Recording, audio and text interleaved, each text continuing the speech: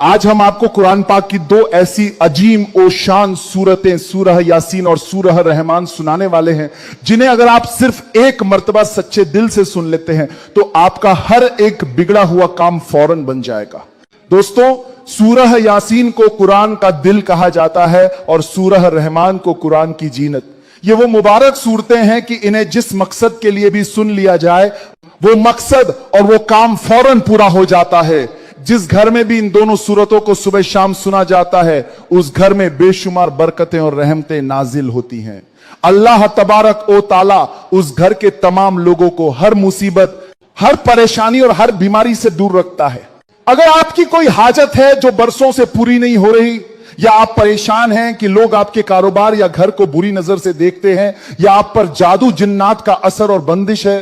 तो आप बस अपने घर या दुकान में सूरह यासीन और सूरह रहमान को चला दें। इंशाअल्लाह बुरी नजर, जादू और हर तरह की बंदिश का असर खत्म हो जाएगा और दौलत बरसने लगेगी। लेकिन दोस्तों, इन्हें सुनने की एक शर्त है।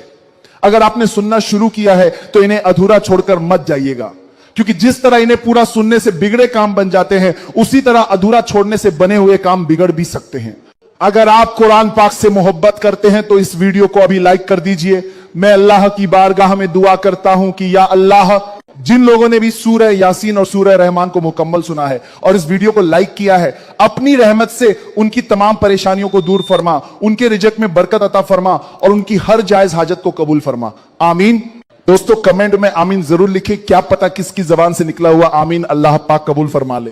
तो आइए दोस्तों, अपने मकसद को अपने दिल में रख लीजिए और पूरी तवज्जो के साथ सूरह यासीन और सूरह रहमान की तिलावत सुनते हैं। बिस्मिल्लाहिर्रहमानिर्रहीम। यासीन वल कुरआनिल हकीम इन्नका लमिनल मुरसलीन अला सिरातिम मुस्तकीम तंजीलल अज़ीज़िर रहीम लितुंज़िर कौमन मा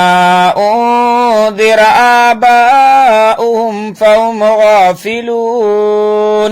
लक़द हक़्क़ल क़ौलु अला अक्सरिहिम फहुम ला युमिनून इन्ना जअलना फी अअनाक़िहिम अग़लालन फ़हिय इलल अज़क़ानि फ़हुम मुक़महून वजअलना मिन बैनि ऐदीहिम सद्दन व मिन खल्फ़िहिम सद्दन फ़अग़शयनाहुम फ़हुम ला युबसिरून वसवाउन अलैहिम अअंज़रतहुम अम लम तुंज़िरहुम ला युमिनून इन्नमा तुंज़िर मन इत्तबअ अज़्ज़िक्र व खशिय अर्रहमान बिलग़ैब फबश्शिरहु बिमग़फ़िरतिन व अज्रिन करीम। इन्ना नहनु नूहिल मौता व नक्तुबु मा क़द्दमू व आथारहुम व कुल्ल शैइन अहसैनाहु फ़ी इमामिन मुबीन वज़रिब लहुम मसलन अस्हाबल क़रियह इज़ जाअहल मुरसलून إذ أرسلنا إليهم اثنين فكذبوهما فعززنا بثالث فقالوا إنا إليكم مرسلون قالوا ما أنتم إلا بشر مثلنا وما أنزل الرحمن من شيء إن أنتم إلا تكذبون قالوا ربنا يعلم إنا إليكم لمرسلون وما علينا إلا البلاغ المبين قالوا إنا تطيرنا بكم لئن لم تنتهوا لنرجمنكم وليمسنكم منا عذاب أليم قالوا طائركم معكم أئن ذكرتم بل أنتم قوم مسرفون وجاء من أقصى المدينة رجل يسعى قال يا قوم اتبعوا المرسلين اتبعوا من لا يسألكم أجرا وهم مهتدون وما لي لا أعبد الذي فطرني وإليه ترجعون أأتخذ من دونه آلهة إن يردني الرحمن بدر لا تغني عني شفاعتهم شيئا ولا يوقظون إني إذا لفي ضلال مبين إني آمنت بربكم فاسمعون قيل ادخل الجنة قال يا ليت قومي يعلمون بما غفر لي ربي وجعلني من المكرمين وما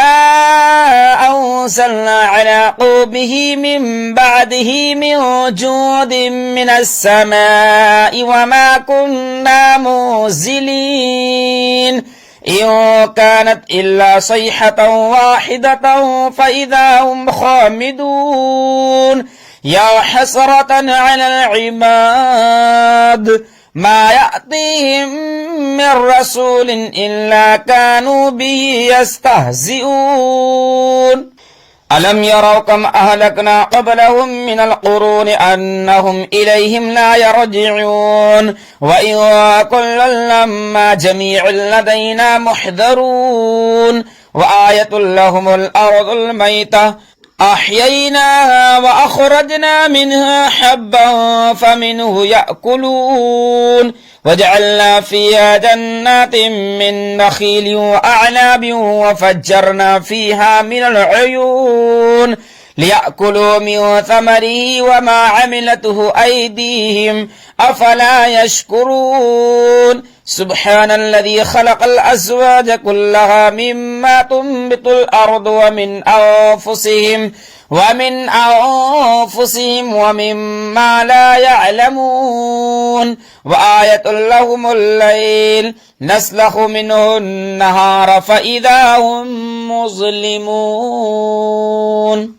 والشمس تجري لمستقر لها ذلك تقدير العزيز العليم والقمر قدرناه منازل حتى عاد كالعرجون القديم لا الشمس ينبغي لها أن تدرك القمر ولا الليل سابق النهار وكل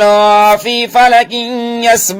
يسبحون وآية لهم أنا حملنا ذريتهم في الفلك المشحون وخلقنا لهم من مثله ما يركبون وإن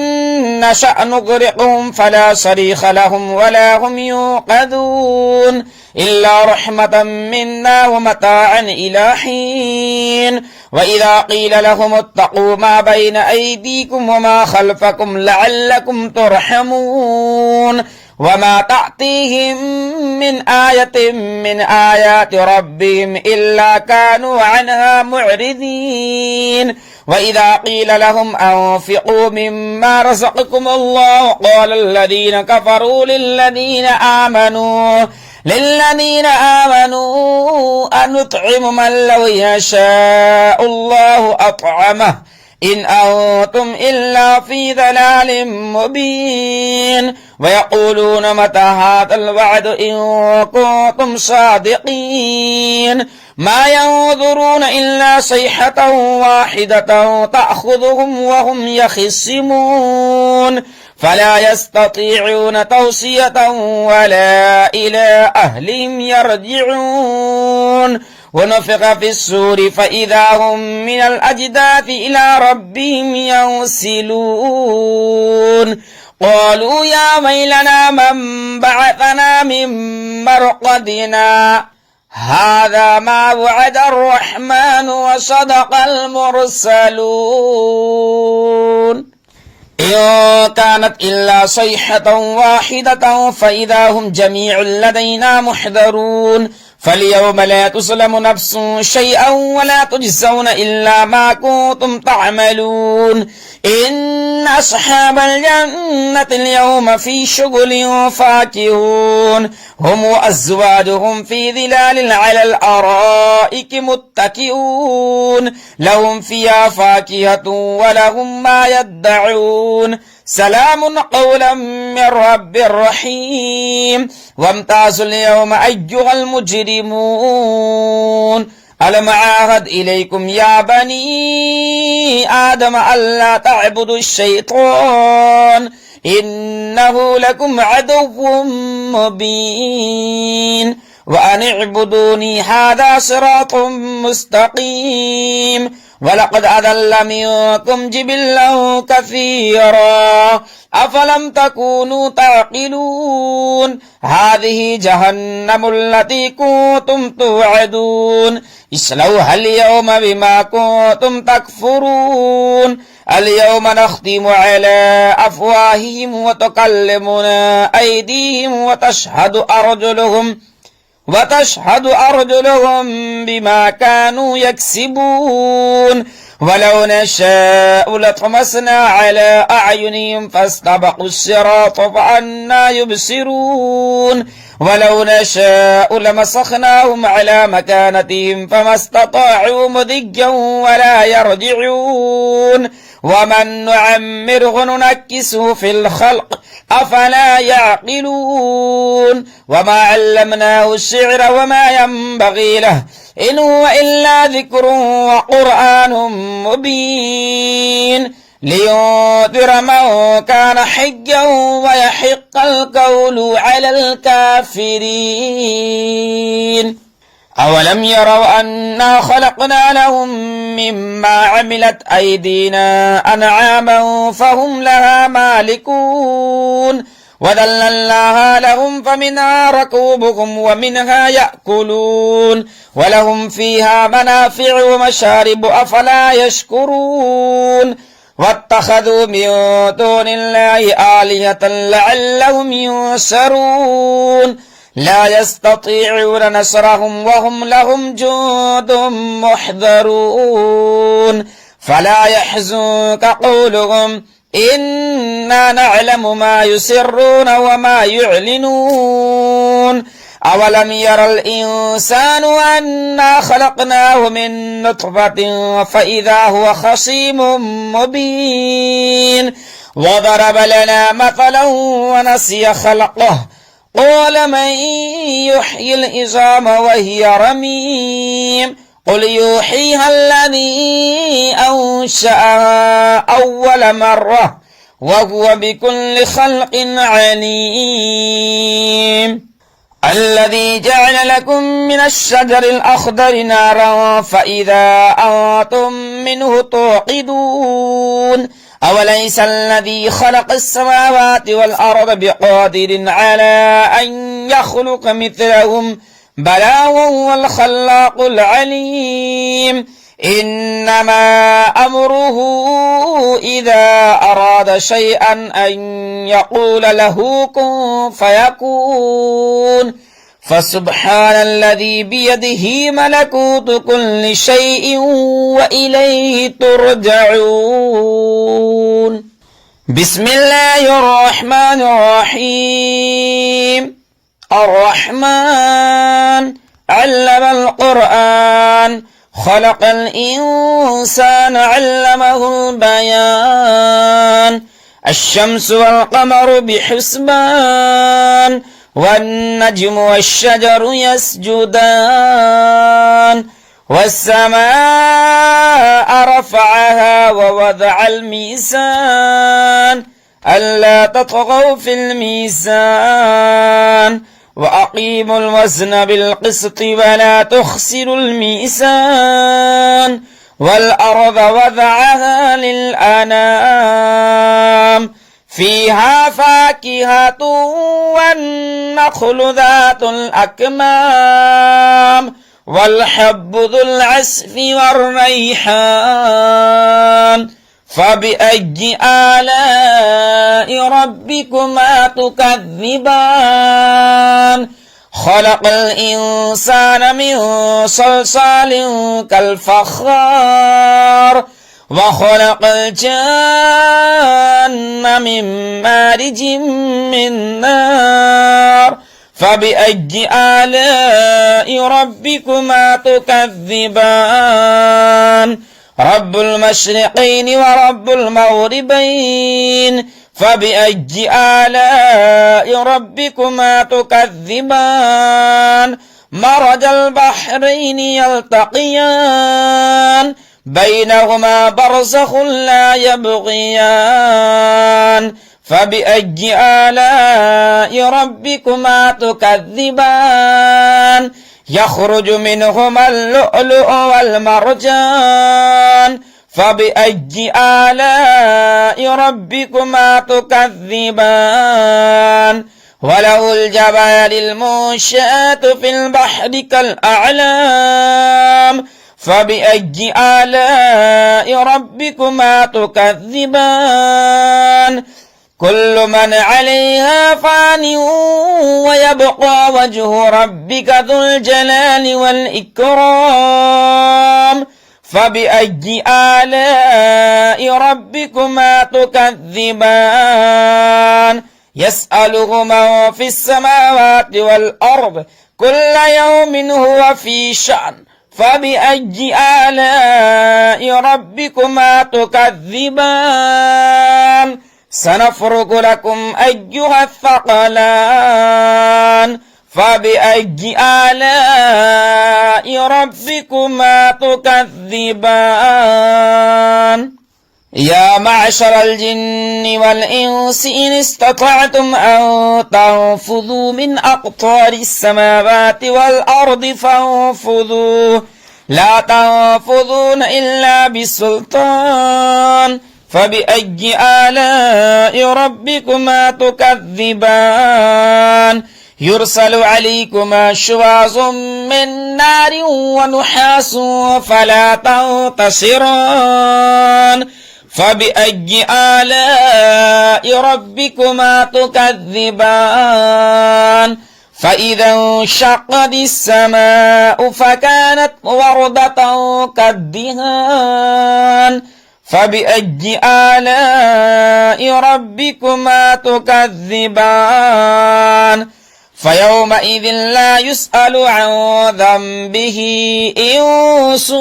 ولا جان فبأي آلاء ربكما تكذبان يعرف المجرمون بسيماهم فيؤخذ بالنواصي والأقدام فبأي آلاء ربكما تكذبان هذه جهنم التي يكذب بها المجرمون يطوفون بينها وبين حميم آن فبأي آلاء ربكما تكذبان ولمن خاف مقام ربي جنتان فبأي آلاء ربكما تكذبان ذواتا أفنان فبأي آلاء ربكما تكذبان فيهما عينان تجريان فبأي آلاء ربكما تكذبان فيهما من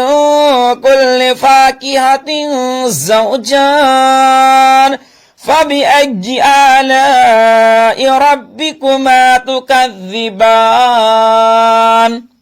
متكئين على فرش بطائنها من استبرق ودنا الجنتين دان فبأي آلاء ربكما تكذبان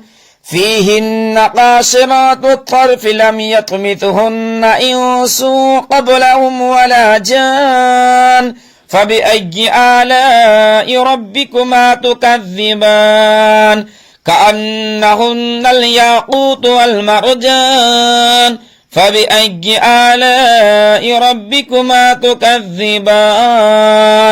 هل جزاء الإحسان إلا الإحسان فبأي آلاء ربكما تكذبان ومن دونهما جنتان فبأي آلاء ربكما تكذبان